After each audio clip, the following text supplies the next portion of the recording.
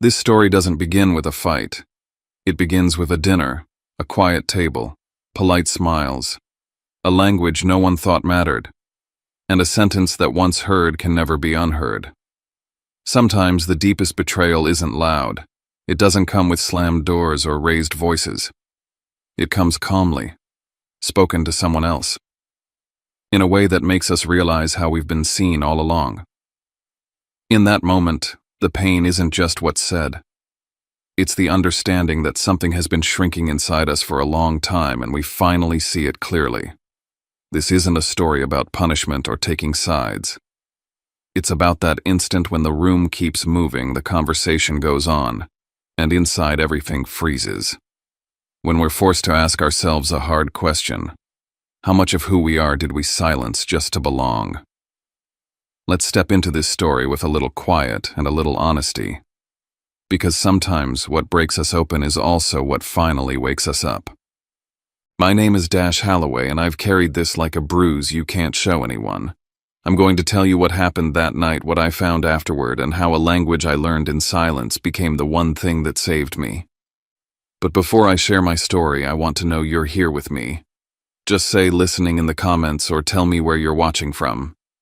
Sometimes even the smallest connection can make a story feel heard. Thank you. And if you can hit subscribe, because I'm not telling this for drama. I'm telling it because there are people out there living inside a marriage where they feel invisible, and I don't want you to go through that alone. Thank you. And now let me tell you everything. My life didn't blow up in a courtroom or a screaming match. It started in a mirror. Chicago Fall, Lincoln Park, the kind of cold that sneaks under the window frames and lives in the walls. Veronica V, to everyone who wanted to sound like they knew her, stood at our bathroom counter in a silk robe, curling her hair with one hand and holding her phone with the other. The screen light kept flashing across her cheek as she murmured into the speaker like she was negotiating with oxygen. I stood behind her, straightening my tie in the mirror, then stepped closer and tightened the knot on hers, the way I always did when she was rushing. It was an old habit, almost sweet if you didn't look too hard. I asked casual, like I was talking about the weather. So what's the plan this weekend? And she didn't even turn around. Dry cleaning pickup. Your mom's birthday call. We need groceries. And don't forget the building's maintenance guy is coming Monday, so clear the hallway. No fight, no heat. Just a list. Like I was her assistant and she was late for a flight. In the reflection, I watched myself nod like that was normal, like I hadn't just asked for a piece of our life and gotten a clipboard in return. From the outside, we looked solid. We had the Lincoln Park condo, the framed wedding photos, the vacations we posted once a year so people would stop asking how married life was going. Friends called us stable. People said we were the couple who had it figured out, and maybe we did for a while. But somewhere between year 7 and year 10, our marriage went from living together to managing a household. The conversations didn't stop, they just changed shape. They turned transactional. What time are we meeting the Carsons? Did you pay the HOA? Can you handle the repair guy? My name became a verb in our home. I was the one who handled things. I became the guy who made her life smoother, quieter, easier to operate. The shift didn't happen overnight. That would have been easier to point at. It was gradual, like a thermostat being lowered 1 degree every week until you wake up and realize you've been shivering for years. It started around the time V got promoted 2, maybe 3 years ago into a role that came with bigger meetings, bigger promises, bigger hungry smiles. After that, everything became about image. She started saying words like network with the kind of reverence some people reserve for prayer. She talked about caliber room's visibility. She didn't just want success, she wanted the story of success, something that looked expensive even if it wasn't. And in that story, she always seemed to be the main character. I began noticing how decisions happened without me. Not because she explicitly banned me from the table, but because she set the table for one. She'd say I already handled it with a bright, efficient smile. She'd say, "Trust me, I've got it," and my job was to agree. I tried once to reclaim a little space. Not a revolution, just a corner of my own life. I remember it clearly because it was so small and it still hurt. We were eating takeout on the couch, some documentary muttering in the background, and I said I'd been thinking about taking a creative strategy certification, something that could open doors, maybe let me pivot, maybe even freelance one day, something that felt like growth. V laughed, not cruelly, but the way someone laughs when they think you're being adorable. Dash, she said, drawing my name out like a sigh. You're built for stability. Don't make yourself tired trying to reinvent. You're fine where you are. Fine. That word did a lot of damage in my life. It didn't sound like hate. It sounded like permission to shrink. I didn't argue. I didn't ask why her dreams were ambition and mine were exhaustion. I just nodded and let the conversation die because picking a fight would have turned me into the needy husband who couldn't handle his wife's success. So I learned to keep certain parts of myself quiet. And that's where the Japanese came in. When I was younger, I had this brush with Japan that felt like a different version of me. A semester of Japanese in college that I took on a dare and fell in love with. A short stint on a project with a Tokyo client that made me realize how language could change the air in a room. A couple of months I spent over there in my 20s that I never talk about because it sounds like a story I made up to impress people. But it wasn't about impressing anyone. It was about how alive I felt walking through a place where I wasn't anyone's husband, anyone's helper, anyone's background character. Then I got married. I got busy. I got practical. Like most people, I filed the interesting parts of myself into a drawer labeled later and shoved it shut. About 18 months ago, on a night when V had fallen asleep with her phone still lit in her hand and I couldn't quiet my mind, I downloaded a language app again, just to see what I remembered. Hiragana came back like muscle memory, then katakana, then grammar patterns I thought I'd lost. And once I started, I couldn't stop. It wasn't a hobby. It was oxygen. It was proof I could still become someone new without asking permission. I built a routine the way you build a secret. Podcasts on the L train in the morning, earbuds tucked under my jacket, the city rattling around me while a calm voice taught me the difference between polite and polite that cuts. Tutor sessions late at night while V was in her home office, catching up her door closed, her laughter occasionally slipping out through the hallway like a ghost. I practiced Keigo honorific speech because I wanted to hear the hidden meaning in sentences that sounded respectful. In Japanese, you can ruin someone with manners. You can smile and still stab. I wanted to understand that. I wanted to catch the blade before it hit me. I never told V. Not because I was plotting anything, because I already knew what would happen. Anything that didn't serve her vision of our life got dismissed as waste. Why would you spend time on that, she'd say. Is it making you money? She didn't ask those questions to be curious.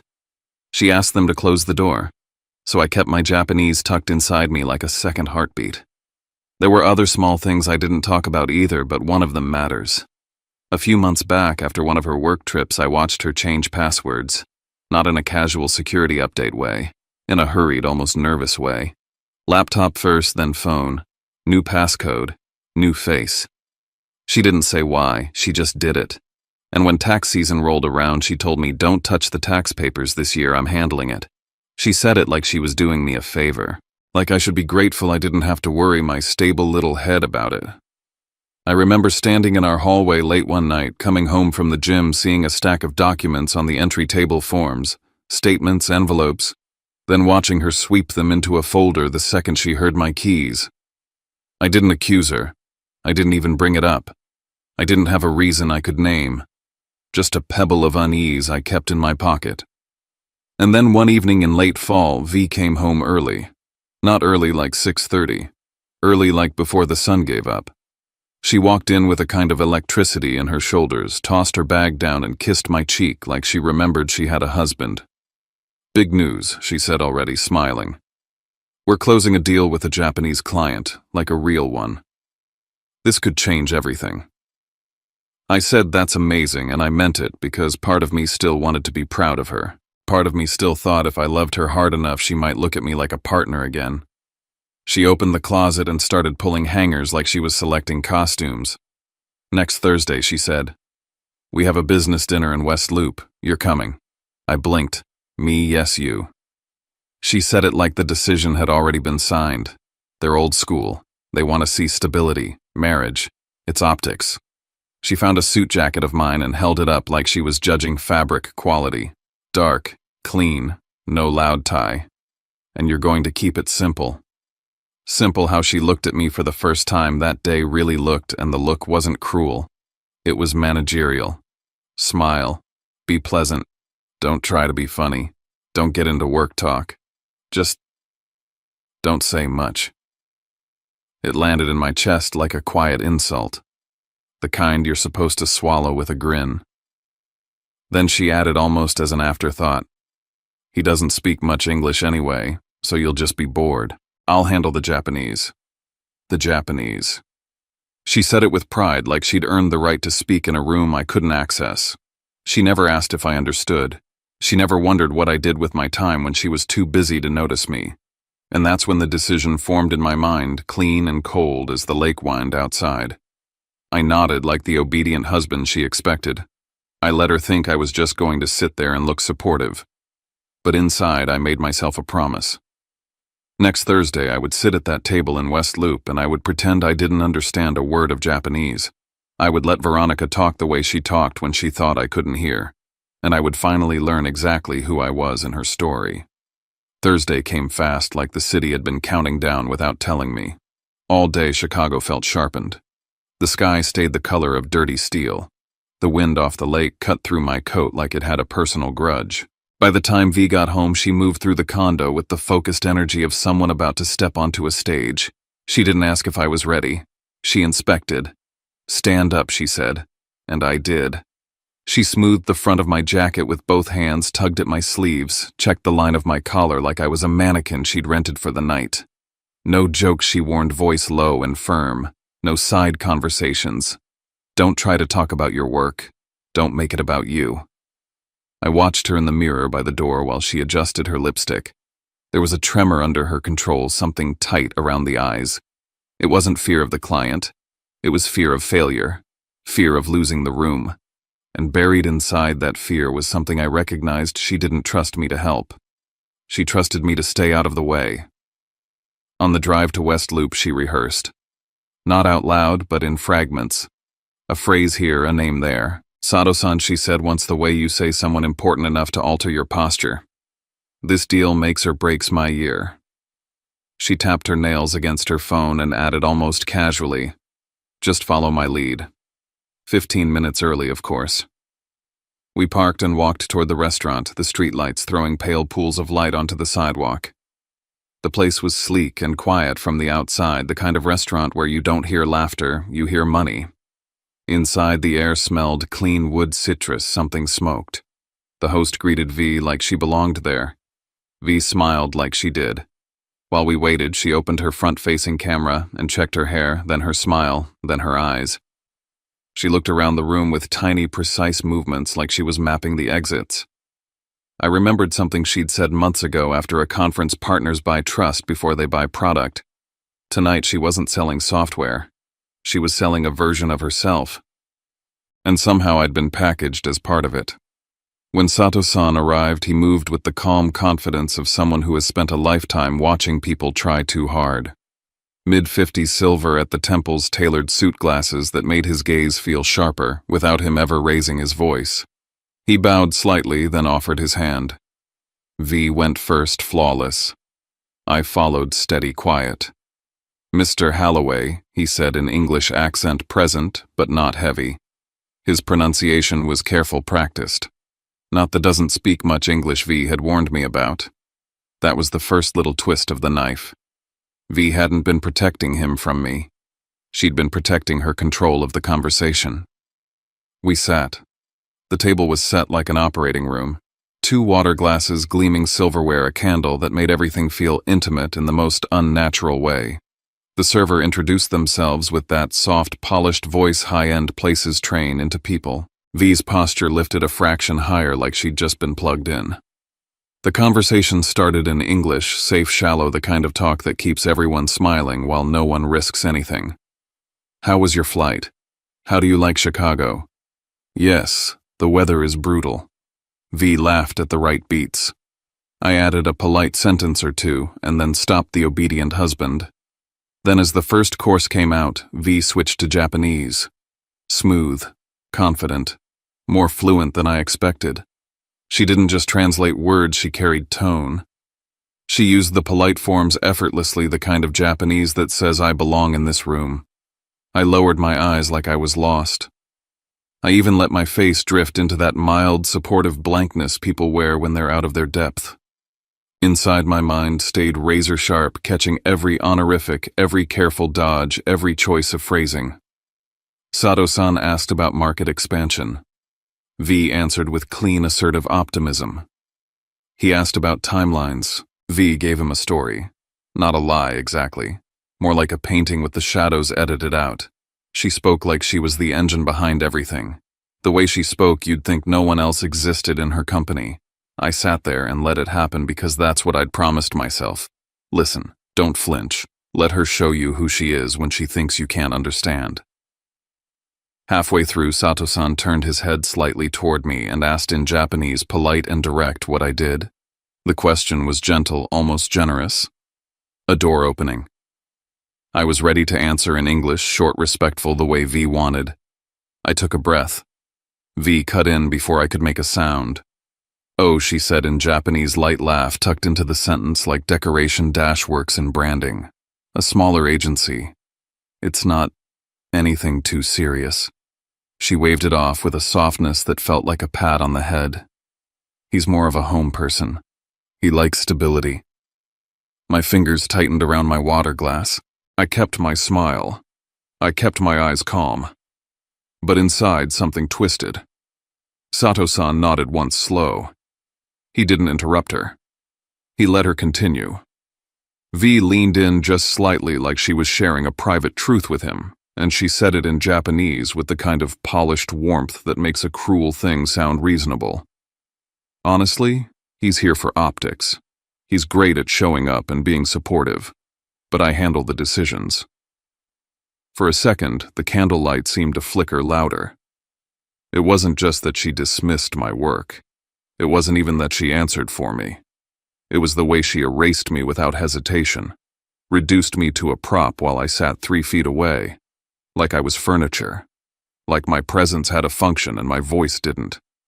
I felt my body go still in a way that wasn't choice, the kind of stillness that happens when your brain needs time to accept what it's hearing. My face stayed composed because I'd spent years learning how to keep peace in a room I didn't control. But inside I heard something crack sharp and clean like ice splitting. Sato-san's eyes flicked to me. Just once.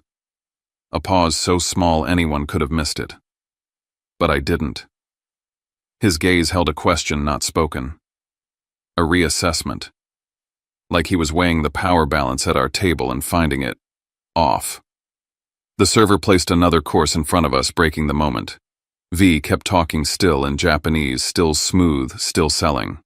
Sato-san responded with polite sounds, but the warmth had cooled. The rhythm changed. Then, as if to confirm what I'd just felt, Sato-san tried again.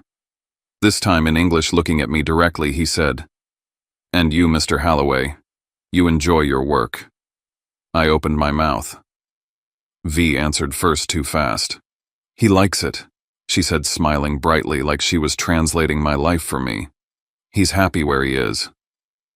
Sato-san's expression didn't shift much, but his tone went more formal when he turned back to her. He asked a question about process, about decision-making structure.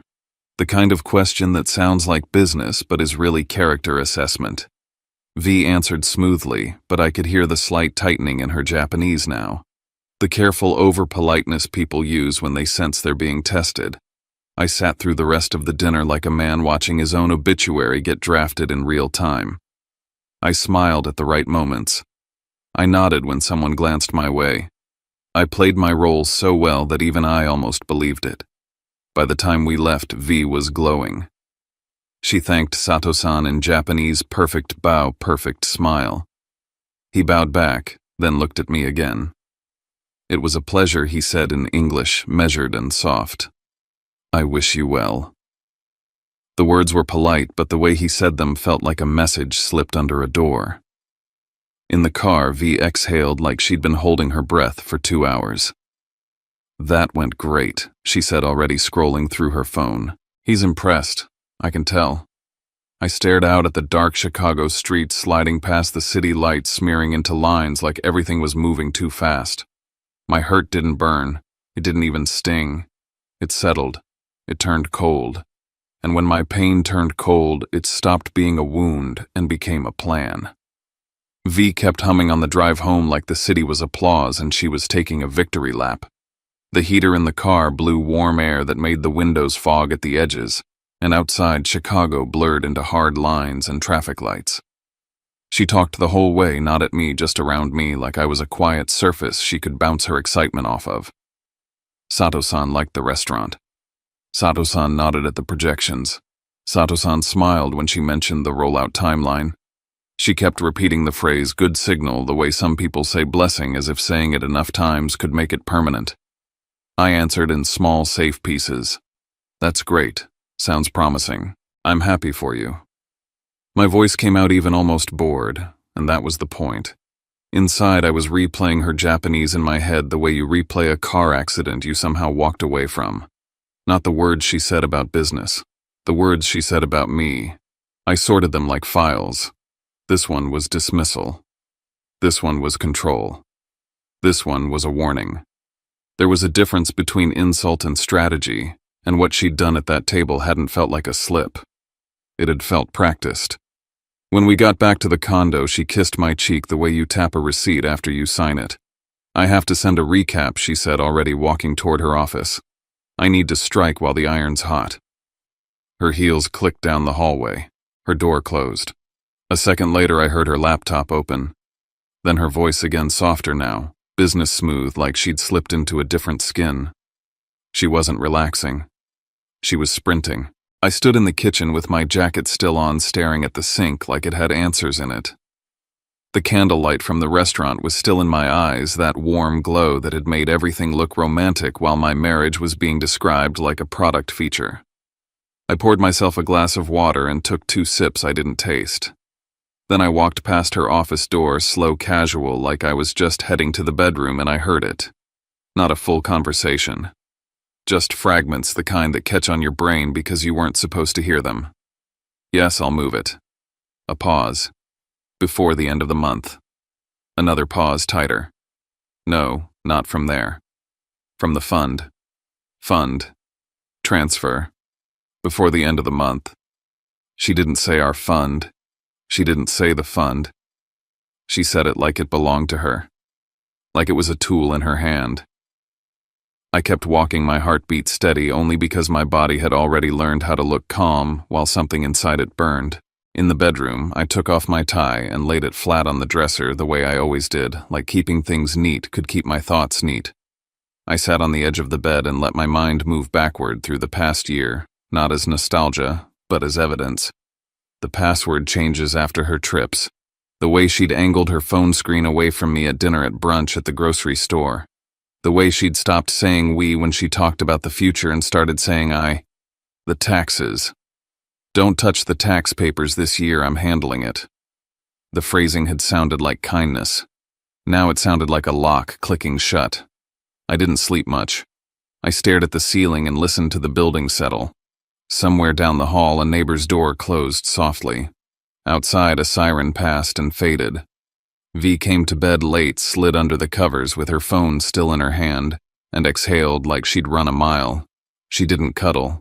She didn't ask if I was okay. She just fell asleep with her back to me, a barrier of warm skin that felt unreachable. The next morning, she was up before me. I heard her heels again, the familiar sound that always meant her day belonged to someone else. She moved around the condo in quick, efficient bursts, grabbing coffee, grabbing keys, checking her reflection in the hallway mirror. Busy day, she said, already halfway out the door. If I'm late, don't wait up. Sure, I said. She didn't hear the tone because she didn't stay long enough to. Once she left, the condo felt too quiet, like the air was holding its breath. I walked to the kitchen, opened my laptop, and did something I hadn't done in a long time. I looked at our shared calendar. Not because I was curious about her meetings, because curiosity had finally turned into calculation. At first it looked normal. Client calls, internal syncs, A lunch here, a conference room booking there. Then I saw it tucked between legitimate meetings like it was trying to hide in plain sight. OpSync, 30 minutes, 8:30 p.m. on a Tuesday. Another budget review at 9:00 p.m. the next week. And then a third one titled even more blandly, Catch Up, 8:45 p.m. Those hours didn't match her team's normal rhythm. Even when she worked late, it was usually from home laptop on door closed. These were off-hours events, the kind you don't want anyone asking about. I stared at the screen and felt a low, sour discomfort spread through my chest. Not proof. Not yet. But patterns were how you found the truth. I closed the calendar and told myself not to spiral. That was the trap. Spiraling turns you into the crazy spouse. Spiraling makes you confront too early with nothing but anger in your hands. If I confronted V right now, she'd look at me with that calm, superior smile and say I was insecure. She'd say I was imagining things because I couldn't handle her success. She'd delete whatever she needed to delete, and then she'd start building a story where I was the unstable one. I could see it clearly because she'd already practiced reducing me in Japanese. The only difference would be the audience. Around noon, I found the second piece without looking for it. I was walking down the hallway with a load of laundry when I heard the printer start in her office. The sound was familiar paper sliding the little mechanical hiccup as a page feeds. V never printed at home unless she had to, and lately she'd been printing more. I froze in the hallway listening, then forced my feet to keep moving. A minute later, I passed her office on my way back and saw a single page sitting in the output tray, a corner of it visible like it wanted to be seen. I shouldn't have looked. I know that. But when your life starts slipping out from under you, you stop worrying about the manners of survival. I stepped in just enough to read one line near the top. Not a full document. Just a header and a number. An account confirmation, a transfer schedule. Something that mentioned a recurring movement of funds and an account name I didn't recognize. And then smaller underneath a name that wasn't mine. Her name. Veronica Holloway Primary. My stomach dropped so hard I felt it in my throat. I didn't take the paper. I didn't touch it. I didn't even breathe too loud. I backed out like I'd never been there. If I was wrong, taking it would make me the villain. If I was right, taking it would alert her. I needed her comfortable. I needed her careless. So I carried the image of that line in my head like a photograph I couldn't delete. That afternoon, V texted me from the loop. Quick, efficient, nothing personal. Can you make sure the package gets picked up downstairs? Also, don't forget we have dinner with the Carsons Saturday. Then a second message almost immediately. And please don't mess with any paperwork in the office. I've got sensitive client stuff out. There it was again. The same boundary reinforced, the same lock. I sat on my couch, phone in my hand, and watched my own reflection in the black TV screen. I looked like a man who had everything under control. I felt like a man who'd been living inside someone else's plan. By early evening, my decision was made. Not dramatic, not emotional, practical. I needed someone who could keep me from doing the dumb thing, the loud thing, the thing that would make me lose. I needed someone who spoke fluent reality, not just fluent feelings. Renee Calder came to mind the way a lifeline comes to mind when you're already underwater. Renee and I had known each other before V, before the condo, before my life got organized into other people's priorities. We'd been close in college in that quiet, steady way that doesn't need constant maintenance. After graduation, life had scattered us, and if I was honest, V's subtle discouragement had helped. She's intense, V had said once when Renee popped up in my texts. Divorce lawyers are always looking for drama. It was said with a laugh, but the message landed. Keep your friends small. Keep your world manageable. I walked down the block to a coffee shop near the park, the kind of place with dim lamps and cracked leather chairs. I chose a seat by the window, ordered a black coffee I didn't want, and called Renee. She answered on the second ring. Dash surprise, then concern. Hey. Everything okay? The sound of her voice nearly cracked my composure. I kept it together by focusing on the steam rising from my cup. No, I said. I need your help. There was a pause, the kind where her brain shifted gears. Okay, she said, calm. Tell me what's going on. I told her about the dinner, not in a messy flood. In clipped facts. Japanese. Sato-san. V answering for me. The sentence that turned me into optics. Then the late-night call. The words I'd heard fund transfer before the end of the month. The weird calendar entries. The printer page. The constant, don't touch paperwork. Renee didn't interrupt. She listened like she was building a map. When I finished, she asked one question first. Did you confront her? No good, she said instantly, and her tone wasn't comforting. It was protective. Do not confront her, not yet. You don't do this with anger, Dash. You do this with a paper trail. I don't have proof, I said, and I hated how small that sounded. I just heard you have a starting point, she cut in gently. That's not nothing. Here's what you're going to do. You're going to create a timeline. You're going to gather every financial document you can access legally. Statements, taxes, insurance, mortgage, retirement, any property records, anything that shows money moving, and you're going to keep acting normal. Normal, I repeated. Yes, she said. Because the second she senses you're onto her, she will sanitize her life. People like that don't panic first. They erase first. My hands tightened around the coffee cup. People like that. Renee let that sit for half a second, then asked, what exactly did she say about money at the dinner? My mind snapped back to the table, to V's smooth Japanese, to the way her voice had softened when she thought she was safe. I picked out the phrases that mattered, not the direct ones, the implied ones. How she spoke about control. How she spoke about convenience. How she spoke like I was a variable she'd already solved for. Renee was quiet again. Then she said, Dash. If she's moving assets intentionally, this isn't just about your feelings being hurt. This is about you being boxed out, financially, legally, socially. And if she paints you as the uninvolved husband, the one who doesn't understand, you could end up fighting for access to money that was yours the whole time. The air in the coffee shop felt thinner. So what do I do first, I asked. Tonight, she said, you don't do anything that leaves a trace. Tomorrow you start collecting what you can, and you call me again with what you find. We do this clean. I stared out the window at Lincoln Park, at people walking dogs and couples holding hands like the world was simple. I feel like an idiot, I admitted quietly. Like I've been standing in the same room with my life and not seeing it.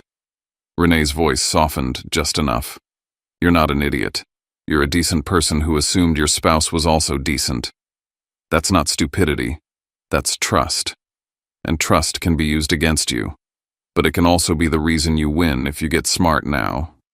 When I hung up, I sat there for a long time watching the streetlights click on one by one. My phone buzzed with a text from V running late. Don't wait up. I typed back, no problem. Hope your day went well. My thumbs didn't shake. On the walk home, the wind hit my face hard enough to sting, and the sting felt like clarity. The night I learned Japanese, I thought I was saving a part of myself. I didn't realize I was training for this, because from the moment I heard her talk about me like I was furniture, I understood one thing with brutal certainty. If I was still going to be treated like a prop in her story, then I was going to become the kind of prop that could bring the whole stage down. The next few days were a performance. Not the kind where you take a bow at the end, but the kind where one wrong expression can get you killed.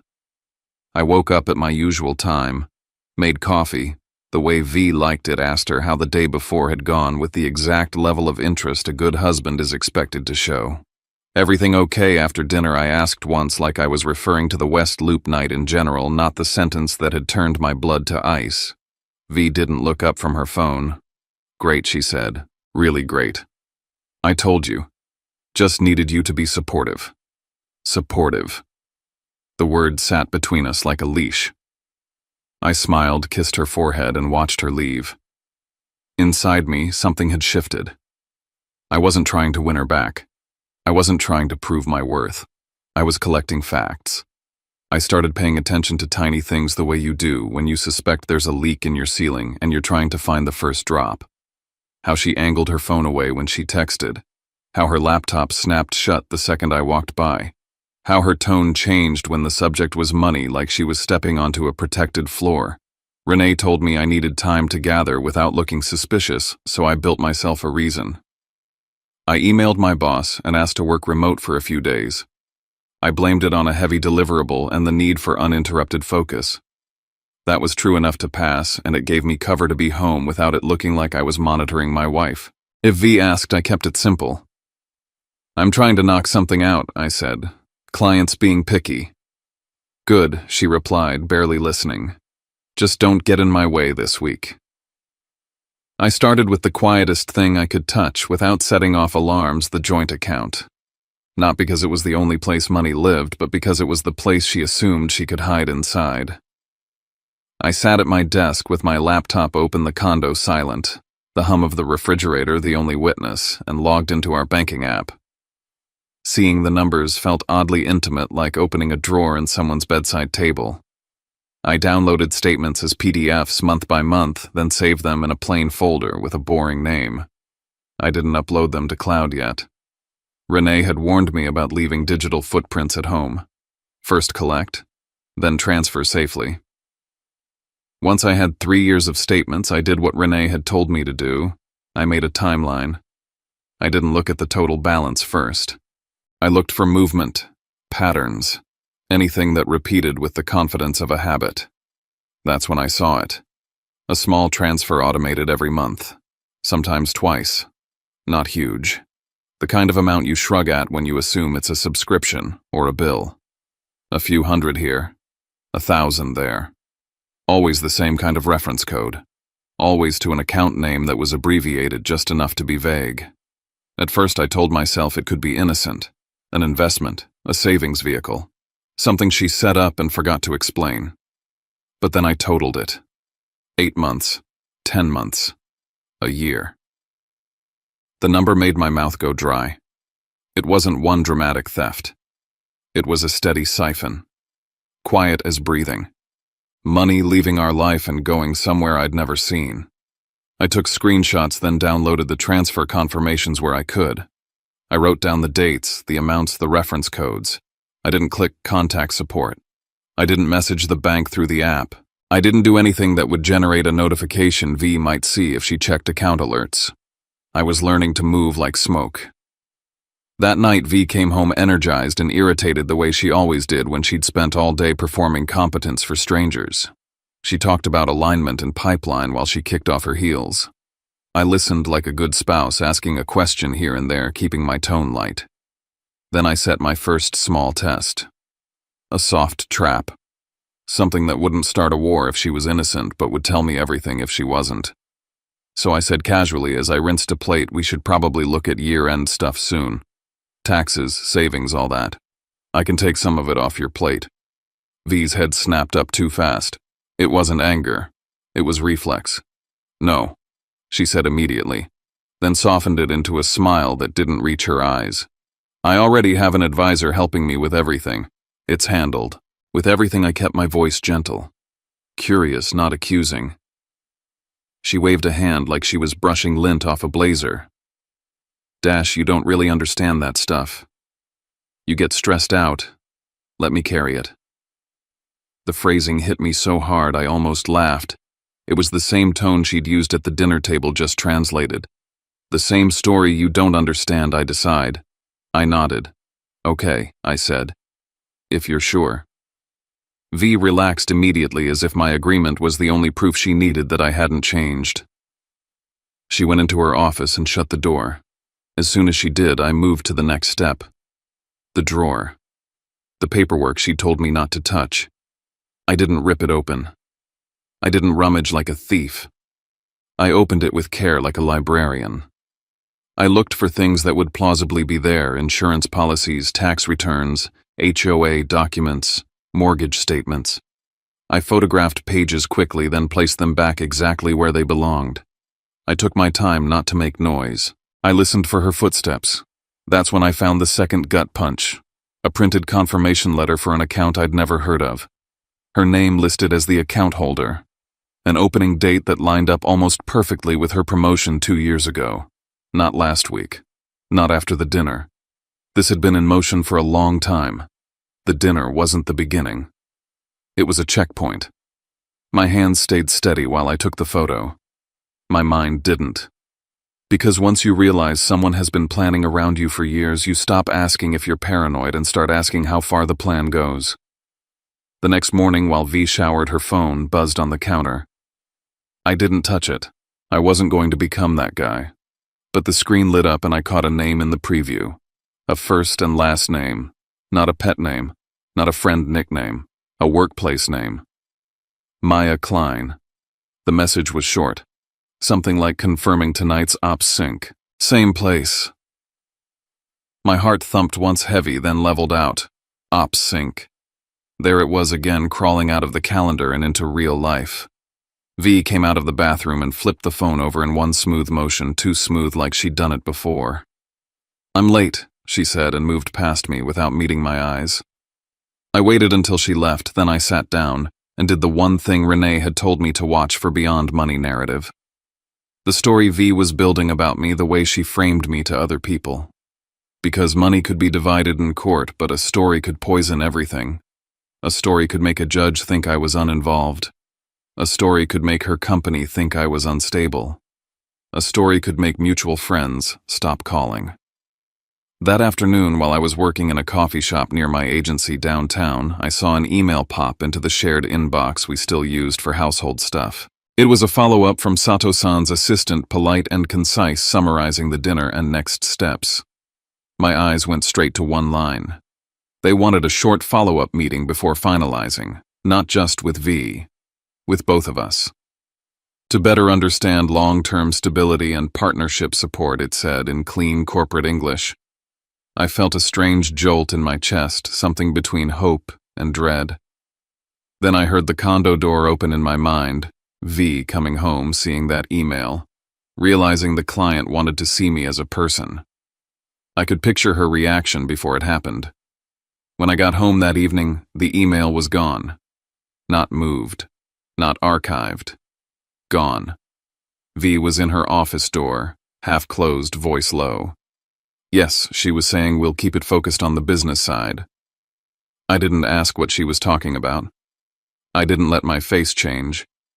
I poured myself water and went to the bedroom like I was tired. Later, when she finally came to bed, she fell asleep fast. The kind of sleep people get when they've been lying all day and their body is relieved to stop performing. I lay there in the dark and opened my notes app, screen dimmed as low as it would go. I wrote down everything: the automated transfers, the account confirmation with her name, the opening date, Maya Klein's message preview, the deleted follow-up email from Sato-san, the ops sync meetings at weird hours. I wrote it all in plain language with dates because memory is slippery when fear is involved. The next morning I met Renee in River North. She didn't offer sympathy first. She offered structure. I slid my phone across the table and showed her the photos, the bank patterns, the account letter, the dates. I told her about Maya's name popping up. I told her about Sato-san's email and how it disappeared. Renee's jaw tightened in that way lawyers have when they're seeing a case form in front of them. "Okay," she said finally. "This isn't just a spouse being controlling. This looks like intentional separation, maybe concealment." "What does that mean for me?" I asked, and my voice was calm enough to scare even me. "It means you don't do anything impulsive," she said. "You keep gathering. We build the timeline. We document patterns. And we make sure she can't rewrite reality once she realizes you're not asleep anymore." She leaned forward. "Two priorities now. One, identify where those automated transfers are going. Two, figure out what ops sync actually is. Because if that's money and a person tied together, it changes everything." I left her office with a list for the next 48 hours, specific and relentless. Download more statements. Photograph more documents. Keep acting normal. Don't tip the board. That night, V ate dinner across from me and scrolled on her phone like I wasn't there. She laughed at something on screen, then caught my gaze and smiled, sweet and empty. "Long week," she said. "Yeah," I answered. "Long week." She went to bed early. Her breathing evened out within minutes. I sat in the living room with the lights off, the city glow leaking through the blinds, and I understood the truth I'd been avoiding since West Loop. I wasn't just investigating a marriage. I was investigating a plan to remove me from my own life quietly, politely, with paperwork and smiles. And if I was going to survive it, I couldn't be the man she thought would keep nodding. I had to be the man who listened, documented, and struck without warning. The first time I called the bank, I did it from my car with the engine off and the heater barely running. The parking lot outside a grocery store in Lincoln Park isn't dramatic, but that's the point. Most disasters don't come with music. They come with ordinary backgrounds, so you don't recognize them until you're already inside. My hands were steady on the steering wheel while I waded through the automated menu, pressed the numbers, verified my identity, and forced my voice into something neutral. No anger, no accusation, just a husband asking a question he had every right to ask. "I'm a joint account holder," I said when a representative finally picked up. "I need details on an automated recurring transfer coming out of our account. I want the receiving account identifier, and I need any documentation you have on when and how the transfer instruction was set up." There was a pause while she typed. The faint click of keys. The kind of sound that makes your stomach clench because it means the truth is being pulled from a system that doesn't care about your feelings. "Okay," she said. "I see the recurring transfers you're referring to. They were established 8 months ago." My throat went tight. "By who as a joint owner I can confirm that the instruction originated from an authenticated device," she said carefully, like she'd said this line before. "It was verified using a method tied to an additional phone number on file." "An additional phone number," I repeated, keeping my tone flat even as something cold slid through my ribs. "What phone number? I can't provide the full number," she said, "but I can confirm it does not match the phone number currently listed for you." A single sentence delivered politely changed the shape of my life. Because that wasn't my wife managing finances. That wasn't my wife forgot to explain an investment. That was my wife setting up a pipeline using a verification method I didn't control, sending money to a destination that didn't list me as an owner. Intentional, designed, quiet. "Is the receiving account a joint account?" I asked. "No," she said. "The destination account is not listed as jointly held by both parties. It appears to be under a separate ownership profile." I stared through my windshield at a man loading bags into his trunk, unaware that my marriage was being dismantled in real time. "I need a copy of whatever confirmation you can provide," I said. "Set up date, transfer schedule, and the destination identifier." She told me what they could and couldn't send, which forms I'd need, what would arrive by email, and what required a request code. I wrote down the code with the same hand I used to take notes in meetings at work, like this was just another deliverable. When I hung up, the silence in the car felt heavier than the winter air. I didn't call V. I didn't text her. I didn't confront. Confrontation would have been theater, and she was better at theater than I was. I drove straight to River North and walked into Renee's office with my jaw set and my stomach hollow. Renee took one look at my face and didn't waste time on small talk. "Tell me," she said. I slid my notebook across her desk with the request code and the details I could legally obtain. I told her exactly what the representative said about the authenticated device and the additional phone number.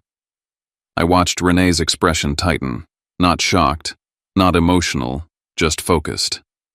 "That's important," she said, "because it shows you didn't authorize it and she created a pathway you don't control." She pulled out a legal pad and started drawing what she called the map. She wrote V's name on one side, mine on the other, and between us, she drew the joint account. Then she drew arrows out of it, labeling each line with what we already knew. Recurring transfers, unknown destination, separate ownership, possible advisor, possible shell accounts. "Now," she said, tapping her pen against the paper, "we assume there are other branches. People don't create one pipeline and stop. They build a system." She asked for everything.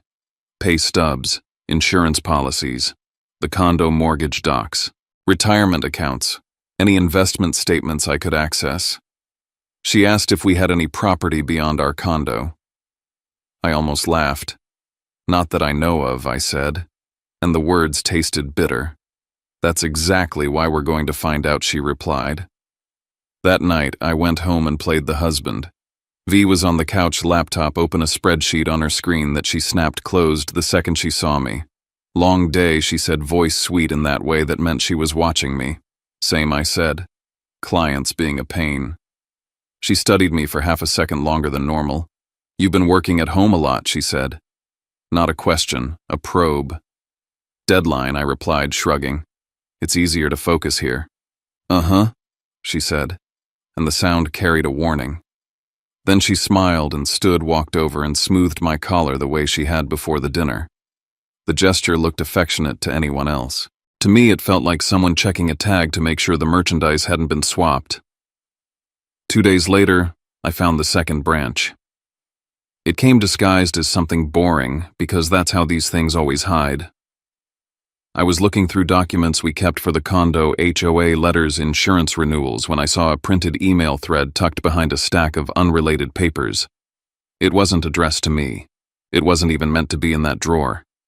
It had likely been dropped there in a hurry.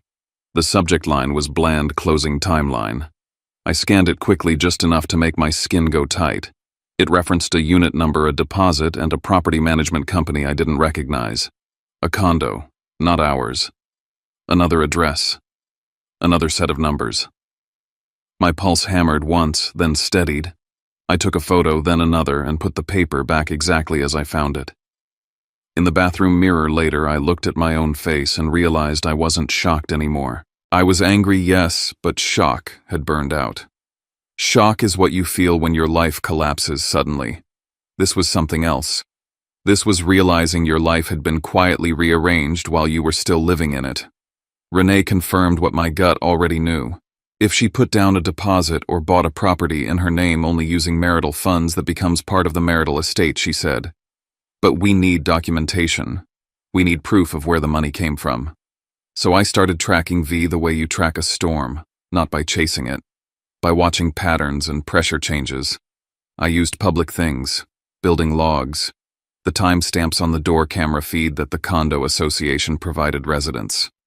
I noted what time she left, what time she returned, and how those times lined up with her calendar's ops sync. I didn't follow her car like a desperate man. I followed the timeline like an investigator.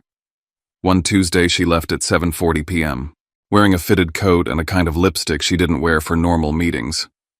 She returned close to midnight. No dinner smell on her. No tired eyes. Just that slightly flushed look people get when they've been somewhere they wanted to be. The next morning, I found a charge. Not on the joint account this time, but on a printed summary sheet she'd left on the kitchen counter by mistake, one of those quick overviews advisors generate full of categories and numbers. My eyes caught a line that made my chest tighten. A hotel, near the Loop, dated the night of ops sync. The charge didn't list who was with her. It didn't say Maya. It didn't have to. It said enough. A late-night meeting didn't require a hotel room. Not in your own city. Not when you lived 20 minutes away. I didn't touch the paper. I didn't react. I snapped a photo as I walked past my phone, held low like I was checking the time. Then I went to the sink and ran water over a plate I wasn't actually washing because I needed the sound to keep my breathing normal.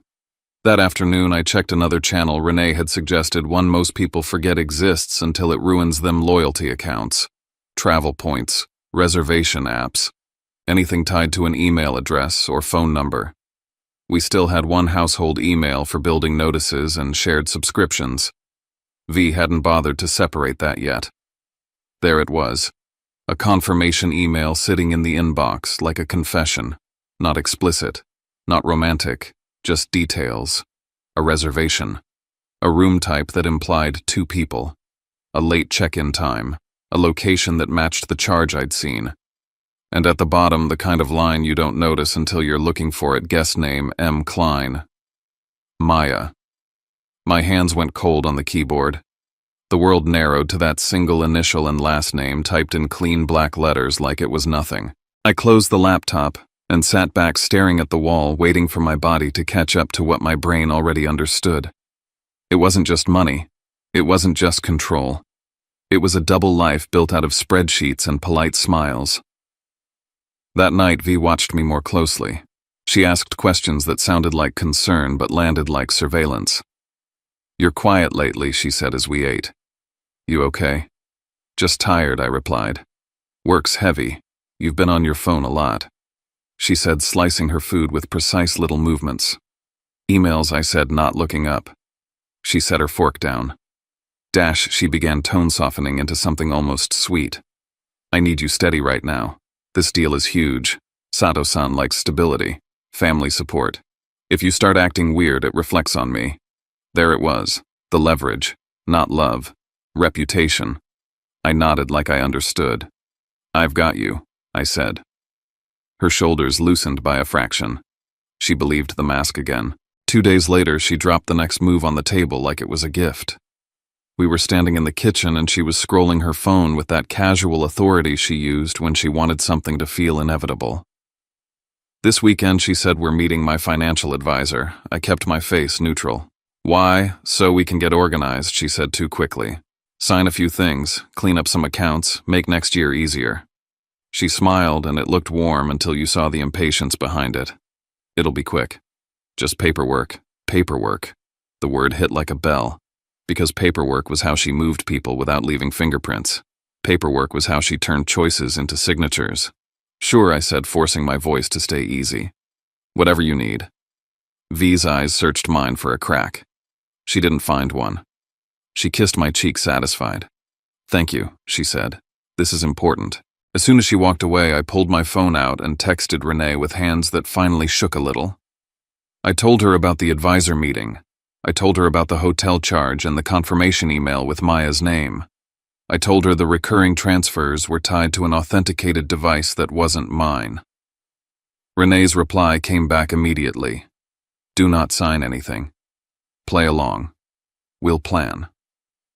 I stared at the message until the words blurred. Then I looked across the condo at the closed door of V's office. She was speeding up. Bringing paperwork into the open meant she was confident enough to push. It meant she believed she'd built the runway, and all I had to do was walk onto it. If she was accelerating, I had to accelerate smarter. Because when two people run toward the same finish line, only one of them gets to decide what happens there. The advisor's office was in a glass building that smelled like new carpet and artificial calm. Everything about it was designed to make you lower your guard. Soft chairs, neutral art.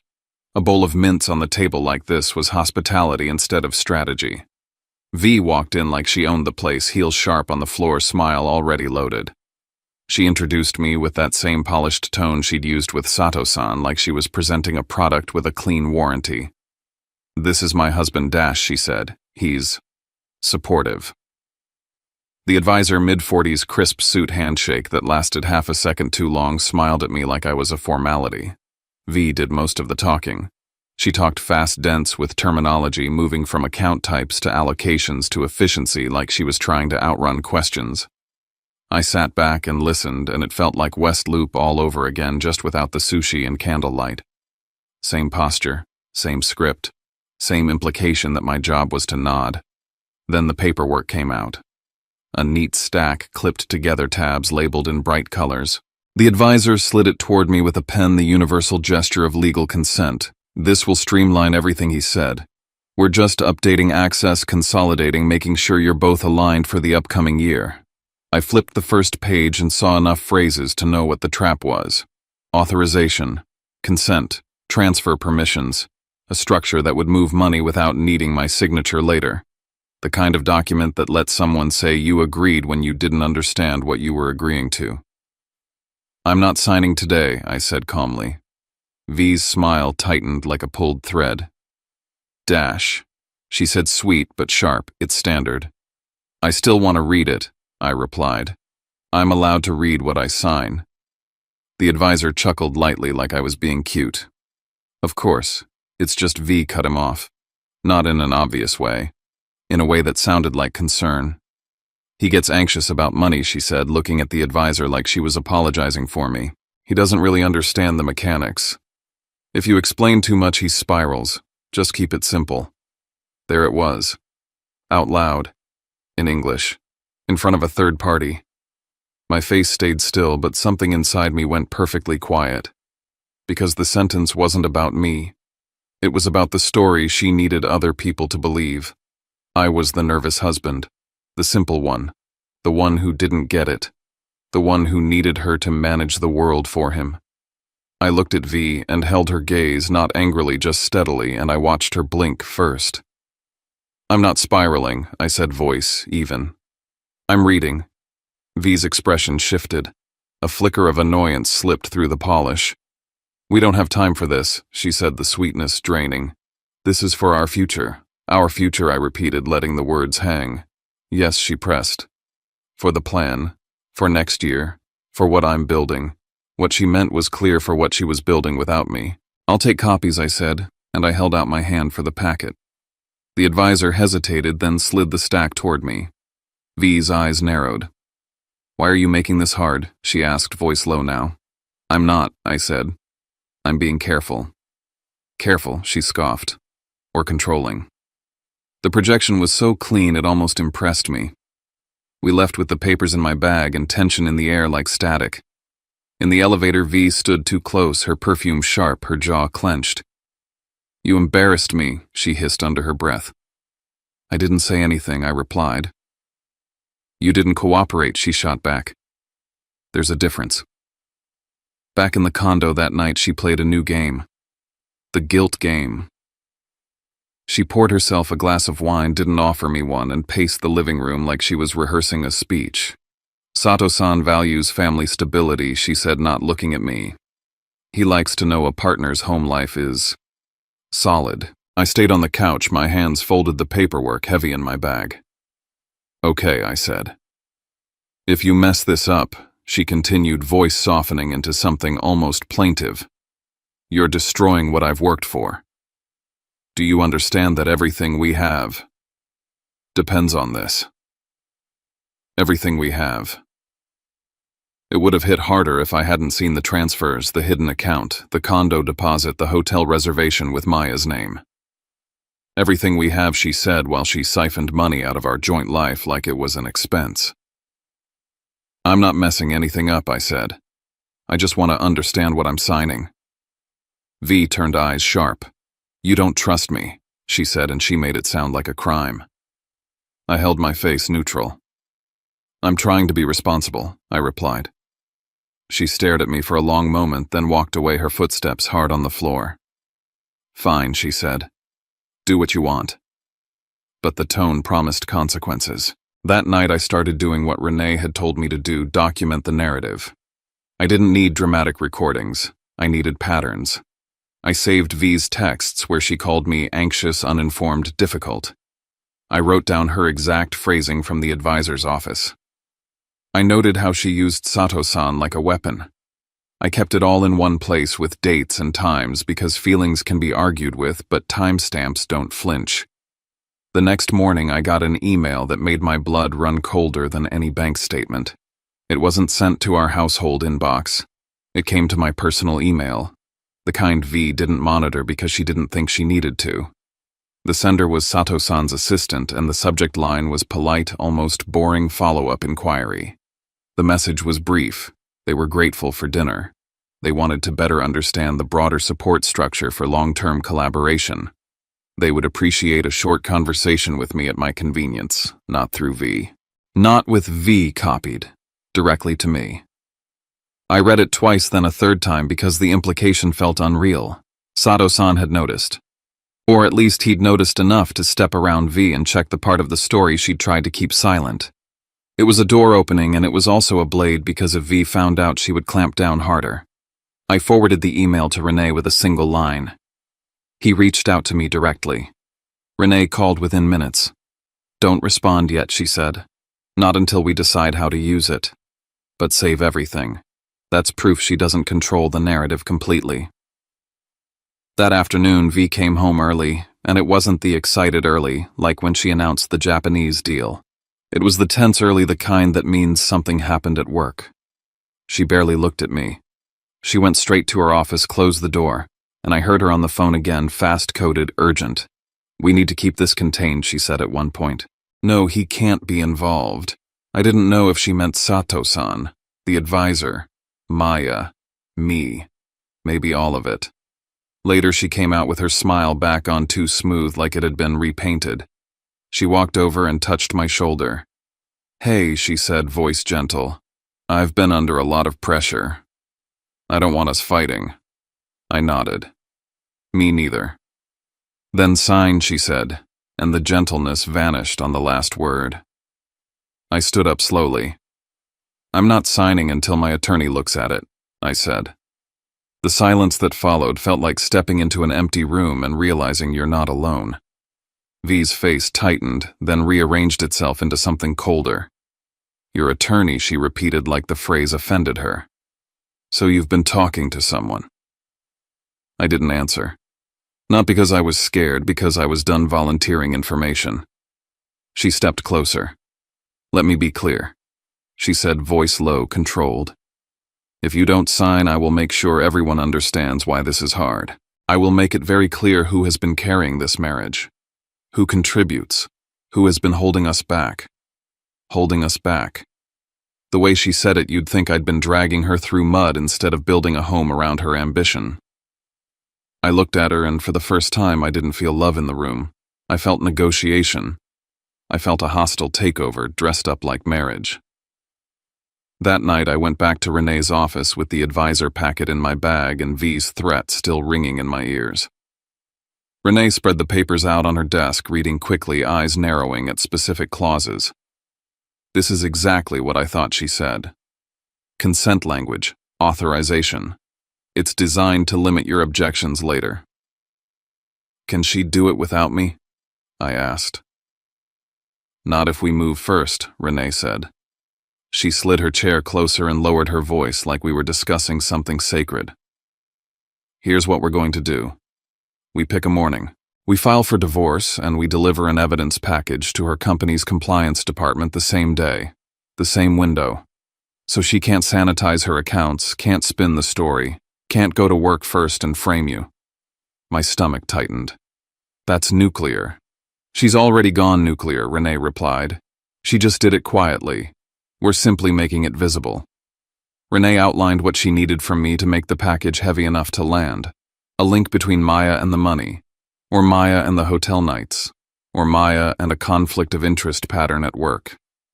Something that took this from ugly marriage behavior to documented misconduct. When I left Renee's office, the city felt different. Not hostile, clear, like the skyline had edges again. At home, V was asleep on her side of the bed, face calm, breathing easy. She looked like someone who believed the outcome was already decided. I stood in the doorway and watched her for a moment, not with tenderness, but with the detached focus of a man studying an opponent.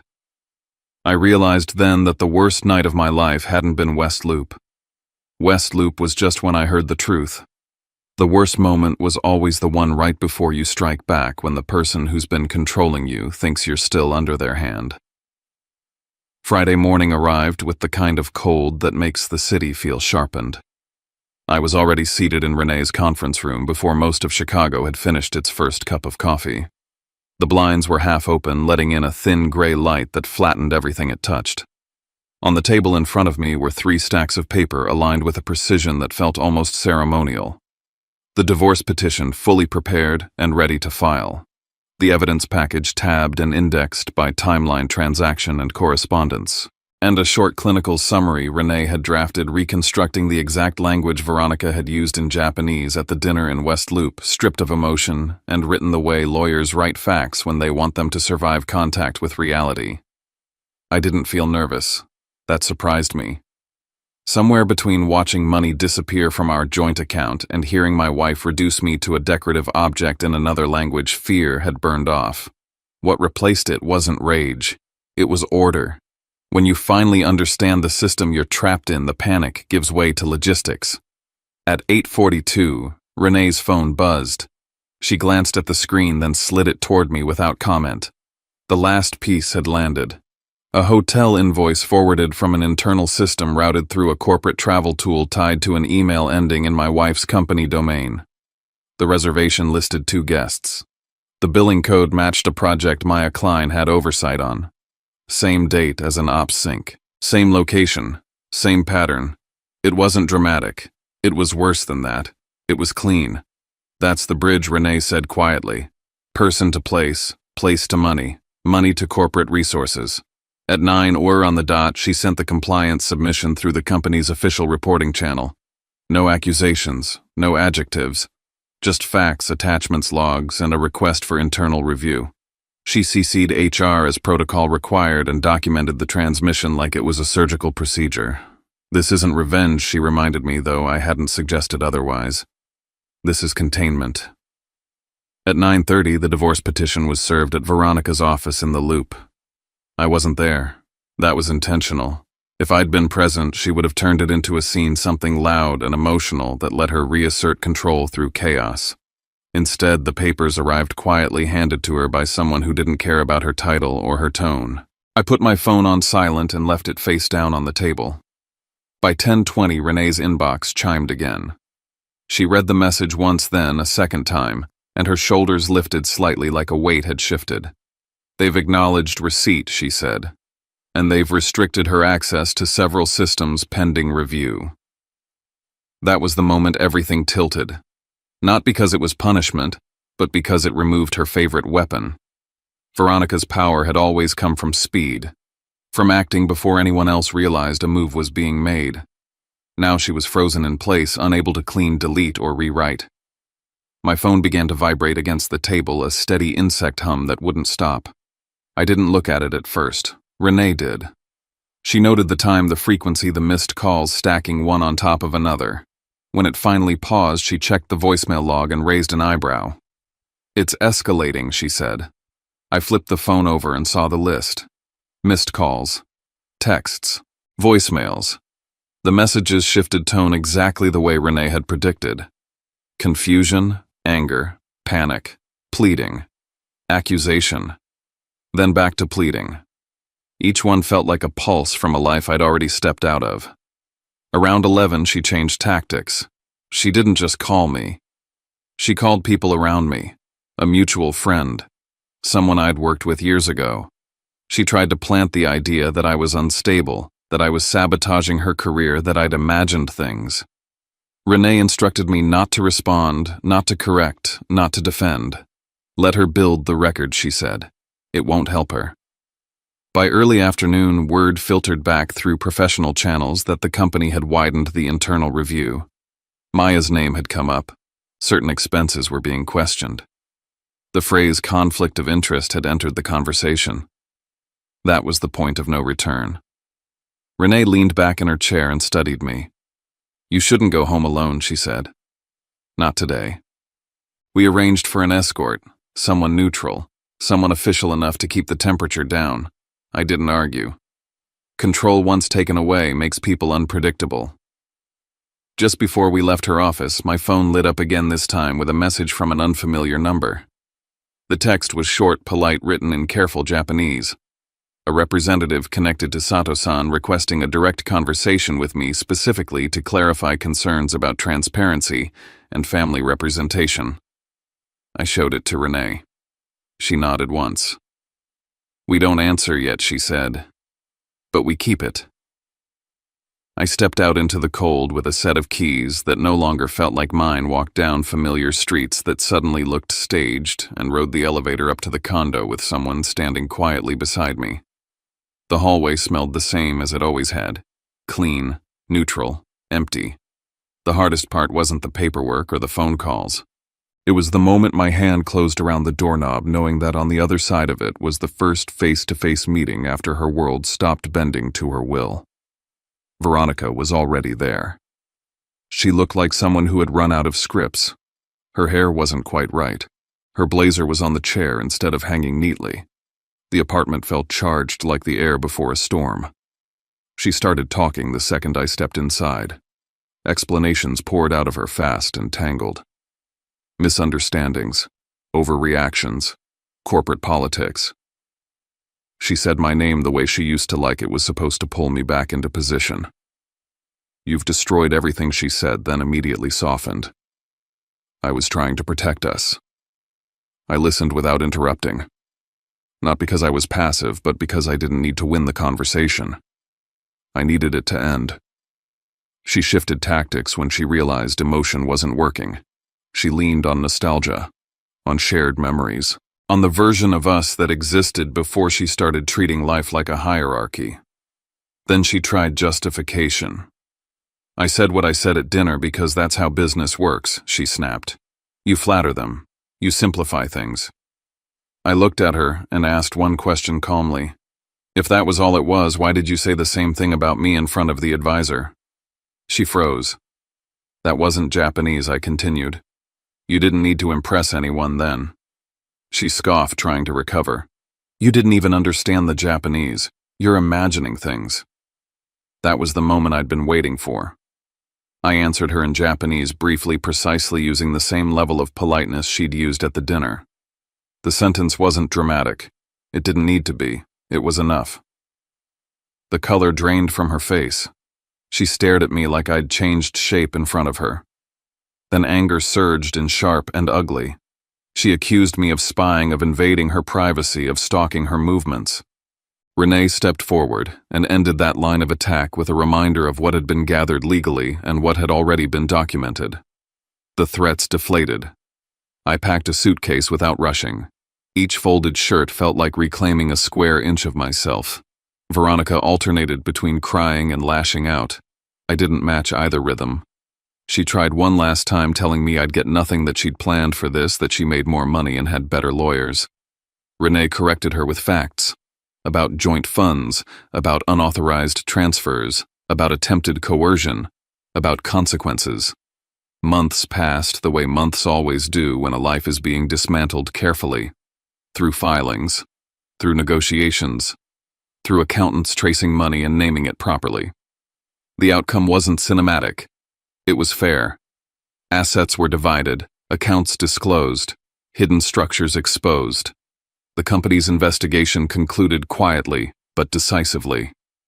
Veronica lost the role she'd built her identity around. Maya was removed. No press. No apology. Just the end of a narrative that couldn't survive scrutiny. I did eventually speak with Sato-san. Not as an accessory. As myself. He valued steadiness. He valued clarity. He valued someone who understood that respect isn't performative. The work that followed wasn't glamorous, but it was honest. Weeks later, an email arrived from Veronica. A brief apology, a request for forgiveness. I didn't respond. Some chapters don't close with shouting. They close with silence. I still study Japanese, not as armor anymore, as language, as choice. What I learned in quiet saved me, not because it impressed anyone, but because it gave me back my voice. And that's where my story rests. Not with a victory, not with a perfect ending, but with a quieter kind of truth. Some moments don't come to destroy us. They come to wake us up. They show us where we've been silent, where we've made ourselves smaller, where we kept the peace at the cost of our own voice. And when that realization arrives, it hurts. But it also opens a door we didn't know we were allowed to walk through. When we look at stories like this, maybe the most human thing we can do is slow down and hold a little compassion for the person who spoke the words, for the person who heard them, for all the versions of ourselves who stayed too long because leaving felt scarier than enduring. Life rarely gives us clean villains or clean heroes. It gives us people trying, failing, protecting themselves in ways that sometimes wound others without fully seeing it.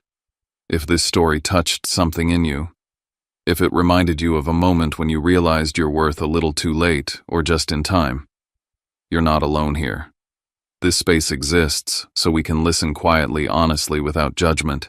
If you'd like to be part of that, you're welcome to subscribe and stay with us. And if you feel like it, you can leave a few lines in the comments, your thoughts, your story, or simply a word to say you were here. We read them. We hold them. Thank you for sitting with this story and with me. Take care of yourself, and I hope we meet again in the next one.